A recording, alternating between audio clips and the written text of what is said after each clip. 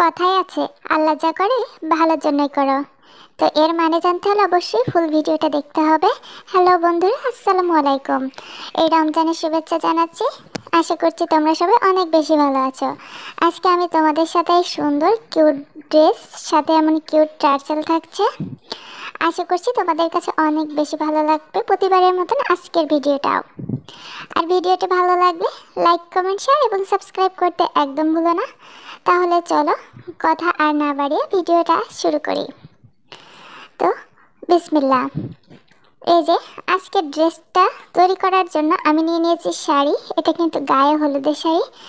তোমরা আবার ভেবো না এটা যেন আমার শাড়ি, আসলে এটা আমার না, এটা হলো অর্ডারের শাড়ি। তো একজনের হচ্ছে এটা গায়ে হলুদের শাড়ি। তো তার শাড়িটা এই যে দেখো, এই বরাবর ওই পোকাইটি ওয়ার্ড্রপের ভিতরে উঠে কেটে দিয়েছিল।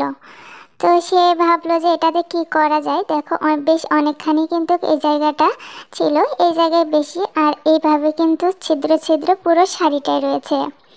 তো যেখান থেকে একটু বেশি ছিদ্র রয়েছে সেই অংশটা বাদ দিয়ে আজকে এই যে এই ড্রেসটি তৈরি করলাম। তো হচ্ছে আমি যে আসলা রয়েছে, আসলার দিক থেকে বডির পার্টটা কেটে নিব। তো বডি পার্টটা কাটবো। তো এখানে হচ্ছে প্রথমেই এই দেখো, এই কর্নারে কিন্তু একটা মোটা পার্ট থাকে। তো ওই পার্টটাকে আমি আগে কেটে বাদ দিয়ে দিব।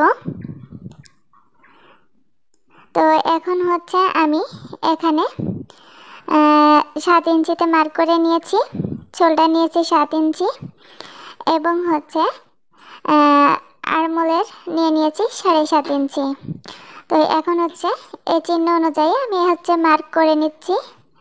তো দেখো খুব ভালো মতো জয়েন্টটা দিয়ে নিলাম এবং আর্মহোলের শেপটাও দিয়ে নিচ্ছি। এখন হচ্ছে গলা নিয়েছি 3.25 ইঞ্চি, গলার লম্বা নিয়ে নিলাম 5 ইঞ্চি, আর চওড়াটা নিয়ে নিয়েছি কিন্তু 3.25 ইঞ্চি। তো দুই পাশে গোল গলা করবো, এই জন্য রাউন্ড দিয়ে নিয়েছি। তো শোল্ডার থেকে আমি ধরে 16 ইঞ্চিতে মার্ক করেছি। কোমর হবে 15 আর 1 ইঞ্চি এক্সট্রা নিয়েছি।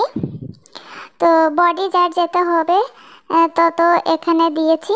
তো আমার 4 ভাগের 44-এর 4 ভাগের 1 ভাগ হচ্ছে 11 ইঞ্চি। সেলাই মার্জিনের জন্য 1 ইঞ্চি এক্সট্রা রেখেছি। আর দেখতে পেলে নিচের দিক থেকে হালকা ডাউন করে কেটে নিয়েছি, তাহলে গোল জামাটা তৈরি করার পরে আর কোনাটা ঝুলে যাবে না। তো এই যে মার্ক অনুযায়ী আমি এটাকে এখন কেটে নিচ্ছি। তো আর এই যে বডির নিচের দিক থেকে হালকা রাউন্ড করে কেটে নিতে হবে।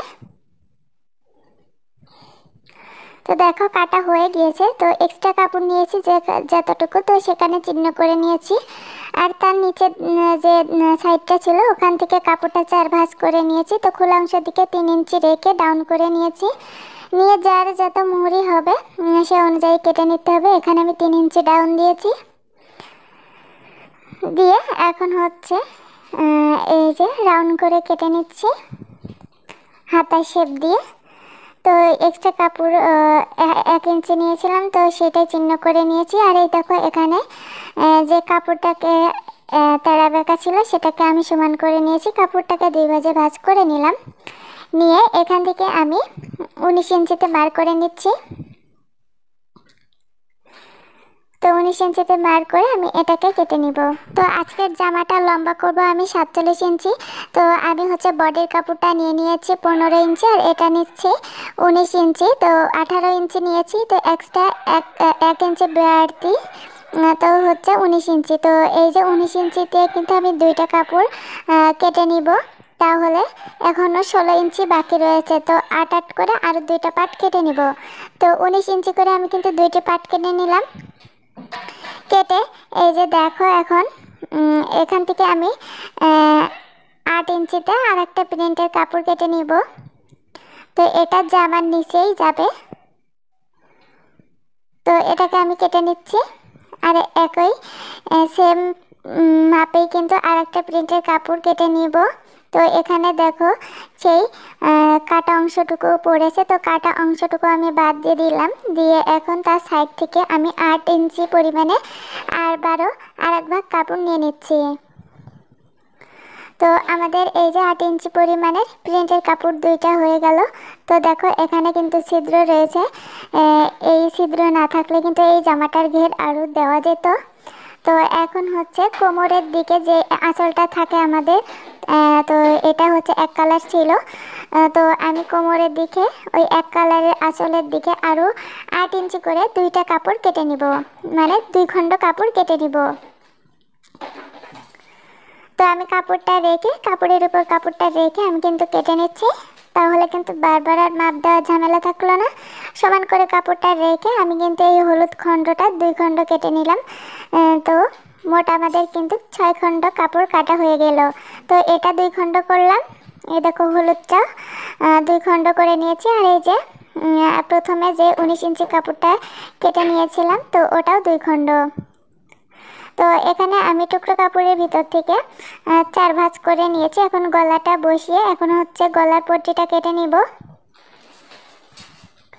তো এটাকে দিয়ে দিয়েছি। তো এখন হচ্ছে গলার পট্টিটা আমি 1.5 ইঞ্চি পরিমাণে কাপড়টা রেখে হচ্ছে এই যে গলার পট্টিটা কেটে নিলাম। বাস তৈরি হয়ে গেল। তো দেখো প্রথমে বডির কাপড় বসবে, আর এই যে হাতা, আর তারপরে 19 ইঞ্চি। তো এই 19 ইঞ্চিতেই শুধুমাত্র কুচি হবে, আর এক কালারেরটাই কুচি হবে না, নিচেই এই যে এটাও কুচি হবে না এবং এটাতেও কুচি হবে না, ঠিক আছে। তো আমি হচ্ছে প্রথমে গলার পট্টিটা লাগিয়ে নিয়েছি এবং কোমরের সাথে 19 ইঞ্চি যে কাপড়টা নিয়েছিলাম সেটা কিন্তু অফ ক্যামেরায় লাগিয়ে নিয়েছি। এটা সেম প্রসেসে অর্থাৎ সেম মডেলে আর একটা ভিডিও আমি দিয়েছিলাম, এজন্য আর এগুলো দিইনি। তো দেখো কোমরে কিন্তু আমি এভাবে কুচিটা দিয়ে নিয়েছি, যেহেতু ইনি একটু মোটা মানুষ এ কারণে কুচিটা একটু কম হয়েছে, তবে একটু চিকন হলে কুচিটা কিন্তু আরেকটু ঘন হবে।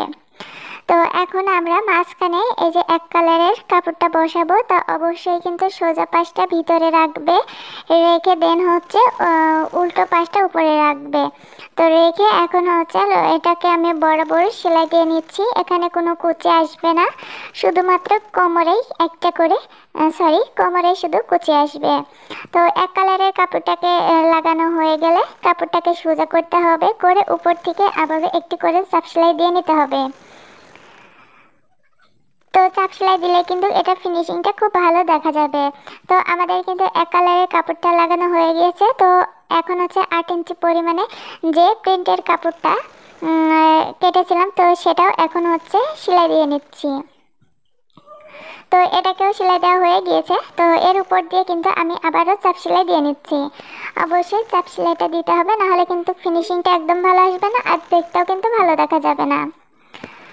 তো এইভাবে আমি পুরোটাকে সেলাই দিয়ে নিচ্ছি। তো ভিডিও সংক্রান্ত কারোর কোনো প্রশ্ন থাকলে অবশ্যই আমাকে কমেন্টের মাধ্যমে জানাতে পারো, আমি রিপ্লাই দেওয়ার চেষ্টা করব ইনশাল্লাহ। তো দেখো আমি হচ্ছে একটি পার্ট রেডি করে নিলাম, তো তাই তোমাদের সাথে আগে শেয়ার করতে এসেছি। তো আমরা ব্লাউজের গলা সাধারণত যেভাবে তৈরি করি, আমি এই ড্রেসের গলাটা ঠিক সেভাবেই তৈরি করে নিয়েছি। কোমরে কুচি দিয়েছি, আর কোথাও কুচি দিইনি। তো কোমরের এখানে আমি হচ্ছে 19 ইঞ্চি দিয়েছি, আর হলুদ কালারটা হচ্ছে 8 ইঞ্চি এবং নিচেই কিন্তু 8 ইঞ্চি কাপড় দিয়েছি।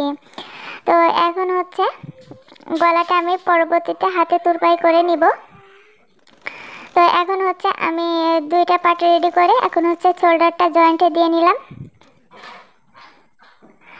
তো শোল্ডারটা দুই পাশে জয়েন্ট দিয়ে নিয়েছি। এখন হচ্ছে হাতার কাপড়টা নিয়েছি, নিয়ে এই যে হাতার মিডিলে একটু চিহ্ন করে নিলাম।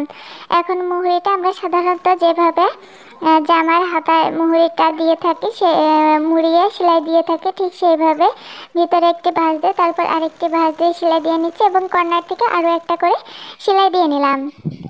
তো আমাদের কিন্তু হাতার মুহুরি সেলাই করা হয়ে গিয়েছে। তো শোল্ডারের সাথে হাতার মিডিলে যে চিহ্নটা করেছিলাম একই জায়গায় রেখে এটাকে সুন্দর মতো করে একবার এই সাইডে আর একবার ওই সাইডে সেলাই দিয়ে নিব, তাহলে কিন্তু হাতাটা লাগানো হয়ে যাবে। তবে যার যেমন সুবিধা লাগিয়ে হাতা লাগিয়ে সেইভাবে কিন্তু হাতাটা লাগাতে পারো। তো আমি কিন্তু হাতাটা লাগিয়ে নিলাম। তো এখন হচ্ছে এটাকে উল্টো করে হাতা সহ ফুল বডিটাকে আমি সাইড থেকে সেলাই দিয়ে নিব। আর এই সাইডের সেলাইটা অবশ্যই কিন্তু ডবল করে দিতে হবে। আমি দুই সাইডে কিন্তু অফ ক্যামেরায় সেলাই দিয়ে নিয়েছি এবং হচ্ছে নিচের ঘেরে সেলাইটা দিব। তো প্রথমে একটি ভাঁজ দিয়ে তারপরে আবারও একটি ভাঁজ দিয়ে সেলাই দিয়ে নিব। এই ভাঁজটার ক্ষেত্রে যতটা সম্ভব চিকন করে সেলাই দিবেন। তো চিকন করে সেলাই দিলে দেখতে বেশি সুন্দর দেখা যায়, এ কারণে আমি সবসময় আপনাদের বলি চিকন করে সেলাই দিতে।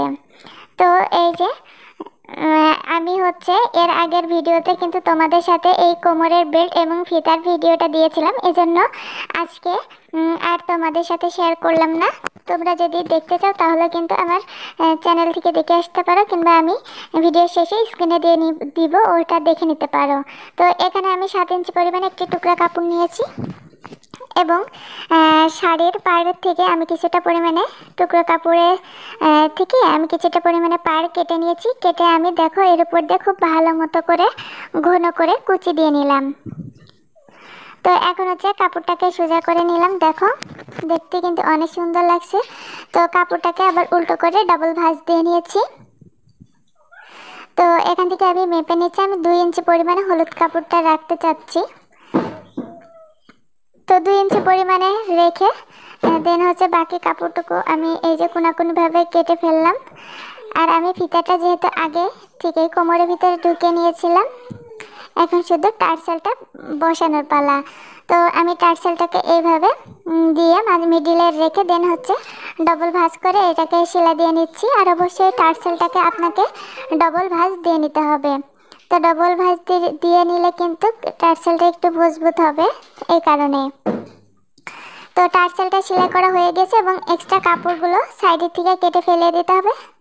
তো বাস তৈরি হয়ে গেল আমাদের সুন্দর ইউনিক একটি টার্সেল।